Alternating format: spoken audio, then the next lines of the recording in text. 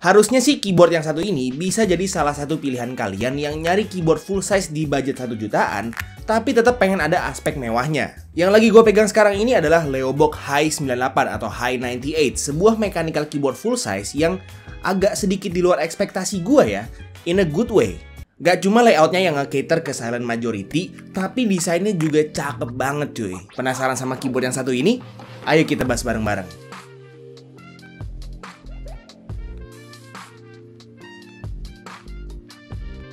Halo semuanya, ketemu lagi sama gue Tommy. Dan di video ini gue lagi mau ngebahas keyboard aluminium full size dari Leobook, yaitu Leobook High 98. Sebenarnya awalnya tuh gue agak skeptis ya, karena kan Leobook itu terkenal pertama kali dengan seri high-nya itu di High 75. Dan Leobook High 75 tuh emang sih jadi salah satu keyboard aluminium 75% budget yang cukup worth it untuk dibeli di harganya. Tapi sebenarnya menurut gue pribadi, Leobook High 75 tuh waktu gue pegang sendiri itu kerasa agak kopong aluminiumnya, agak sedikit kerasa ya bisa dibilang murah lah, dan bisa dibilang cuma jualan gimmick aluminium atau keyboard aluminium murah aja gitu. Tapi di sini Leobook datang dengan Leobook High 98 yang menurut gue ini upgrade yang jauh banget dari yang High 75. Tapi seperti biasa, sebelum gue bahas lebih dalam soal keyboardnya, gue mau bahas dulu soal paket pembeliannya. Jadi untuk paket pembeliannya sendiri cukup simpel. Kalian bakal dapat si unit keyboardnya, dapat kabel Type-C, dapat 2-in-1 switch and keycap puller, dapat extra switch, sama dapat user manual.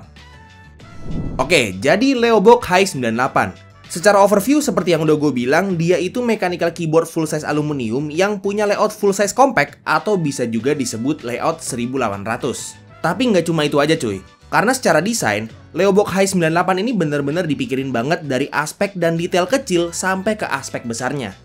Dari mulai keputusan untuk nggak maksain taruh knob di keyboardnya di tengah-tengah maraknya keyboard full size yang dipaksa ditaruhin knob, sampai finishing aluminiumnya yang udah kelihatan dan kerasa high quality banget. Varian warnanya sendiri ada dua ya, ada warna putih dan warna biru.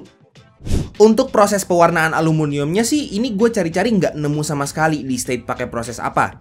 Tapi kalau warna putih gini biasanya pakai proses electrocoating. Dan kalau dirasa-rasa dipegang-pegang, emang sih teksturnya mirip kayak keyboard yang pakai e-coating. Tapi kalau misalnya gue salah, tolong koreksi di comment section di bawah. Aluminiumnya sendiri, ini gue rasa udah pakai at least aluminium 6063 yang punya karakteristik anti kopong. Bener-bener kerasa hefty banget. Ini aja gue ngangkat-ngangkat tuh udah kayak workout cuy. Secara feel tuh bisa gue bilang udah kayak custom keyboard gitu, dan mungkin udah setara sama Zoom 98 yang udah pernah gue review juga secara feel ya. Tapi jujur ya, dengan kombinasi warna putih biru gini sih emang cakep banget sih. Masih soal desain keyboardnya, side profile-nya gue suka banget. Bener-bener karakter side profile favorit gue kalau di keyboard aluminium. Jadi kelihatan mewah dan kelihatan kalau emang desainer keyboardnya tuh niat gitu. Di bagian atas arrow keys-nya juga ada badge aluminium yang timbul gitu. Dan ini gue suka banget ya, karena bikin keyboardnya tetap berkarakter, tapi nggak dipaksain pakai knob di posisi ini. Bagian bawah keyboardnya cukup simple. Ada rubber feet-nya yang bisa dicopot-copot, dan ada engraving Leobook High 98-nya. Mungkin akan lebih mantap lagi kalau ada weight-nya ya, tapi nggak apa-apa sih. Bukan hal yang terlalu signifikan untuk keyboard ini. Di bagian belakang keyboardnya juga ada satu aspek lagi yang gue suka, which is USB port-nya yang ada di tengah. Jadi lebih friendly ke penempatan kabel yang lebih rapih kalau menurut gue. Untuk keycaps-nya pakai keycaps cherry profile PBT double shot yang legendingnya itu cukup standar, jadi cukup aja lah. Untuk switch-nya dia pakai switch sendiri, namanya Leobook Barbie Linear Switch yang udah factory loop dan secara out of the box itu udah smooth banget. Akustiknya juga mantep, tapi menurut gua masih terlalu enteng sih buat gua. Yang uniknya, switch-nya ini nggak interference walaupun PCB-nya masih north facing dan pakai keycaps cherry profile juga. Tapi dia itu nggak long pole juga switch-nya, jadi ya bagus sih sebenarnya, aman aja walaupun north facing. Stabilizersnya juga udah factory loop, tapi masih pakai plate mount ya. Tapi ya oke lah, not bad. Untuk koneksinya sendiri dia itu masih wired only, tapi kalau considering harganya yang masih di angka 1 jutaan, dan apa ya, kayak kualitas build quality kayak begini, akustik kayak begini, dan secara all around form factor itu menurut gue masih oke sih harganya, masih cukup worth it. Untuk softwarenya juga ada, tapi masih pakai software bawaan pabrik yang cukup standar. Bisa buat remap keys, atur RGB, atur makro, ya standar aja lah ya. Nah itu dia penjelasan soal fitur dan desain dari keyboardnya. Sekarang kita bongkar keyboardnya.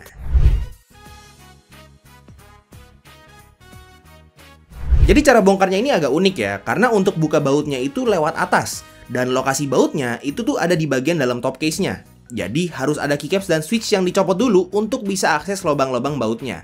Kalau udah kebuka bautnya, bisa pisahin top case dan bottom case-nya, dan di sini bakal kelihatan kalau secara dampening medianya udah lengkap banget dari mulai PCB foam, AXP foam sheet, sama poron plate foam. Antara PCB foam dan bottom case-nya juga ada plastik mica gitu yang gua rasa buat mencegah bagian bawah PCB-nya kontak langsung sama bottom case-nya yang bisa bikin PCB-nya itu nge-short. Bener-bener dipikirin banget sih ini. Di bottom case-nya juga ada daughter board buat koneksi USB ke PCB-nya. Ngomongin PCB-nya sendiri udah universal hot swap RGB yang masih north facing dan ada flex cut-nya. Tapi sayangnya nggak ada lubang buat PCB mount stabilizers, jadi kita stuck aja pakai plate mount stabilizers. Plate-nya secara bawaan pakai bahan FR4 dan udah flex cut juga. Jadi ya, udah mantep dah pasti typing feel-nya. Ngomongin typing feel, mounting system keyboard ini gasket mount yang pakai silicone gaskets. Tapi uniknya, untuk gasket leaf-nya itu bukan di plate-nya, tapi di PCB-nya cuy. Ini pertama kalinya gue ngeliat keyboard yang leaf gasketnya itu ada di PCB-nya sih. Oke, jadi itu dia untuk bagian internal dari keyboardnya. Sekarang gue bakal kasih kalian typing testnya yang bisa gue bilang emang udah toki dari lahir lah ya. Ini dia typing testnya.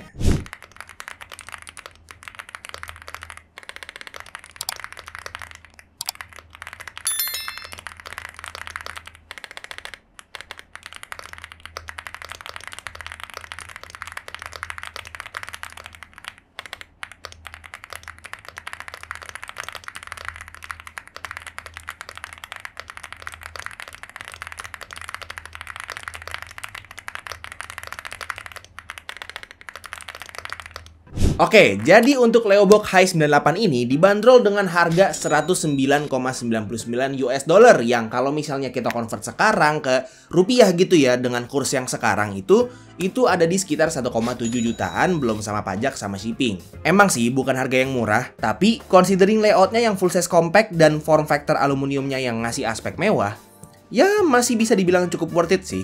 Cuman emang agak disayangkan ya, karena dia itu koneksinya belum bisa wireless, masih cuma wired aja. Tapi kalau dipikir-pikir, Zoom 98 yang wireless aja, itu harganya 200-an dolar ya. Yang artinya si Leobook Hi98 ini tanpa fitur wireless, harganya ya cuma setengahnya Zoom 98. Jadi sekali lagi, untuk worth it atau enggaknya, coba diskusiin aja di kolom komentar. Menurut kalian, untuk harga 1,7 jutaan yang belum sama pajak sama shipping, belum wireless tapi udah punya form factor yang mewah kayak begini, di zaman sekarang yang di tahun 2024 gini, apakah masih worth it atau enggak? Buat gue pribadi sih ya, karena gue udah terbiasa pakai keyboard pakai kabel gitu ya. Jadi ini sih oke-oke aja lah, cukup worth it dan mungkin bisa aja jadi addition ke setup gua dan bisa jadi salah satu daily driver gua. Who knows ya. Nah, buat kalian yang tertarik buat beli keyboard ini, linknya udah gua taruh di deskripsi di bawah, jadi kalian langsung cek aja. Oke, paling segitu aja review singkat gua terhadap Leobook Hi98. Semoga video ini bermanfaat buat kalian semua dan semoga seenggaknya salah satu dari kalian itu bisa keracunan dan beli keyboard ini karena gua. Kalau misalnya kalian suka videonya, silahkan like dan kasih tau ke teman-teman kalian. Dan kalau misalnya kalian nggak suka videonya, silahkan kasih tau ke gue. Jangan lupa untuk subscribe supaya kalian nggak kelewatan video gue yang selanjutnya. Dan jangan lupa juga untuk follow semua sosial media gue yang udah gue taruh di deskripsi di bawah. Itu aja untuk videonya. Sekali lagi thank you banget yang udah nonton dari awal sampai akhir. It's been your boy Tommy, and as always, peace out.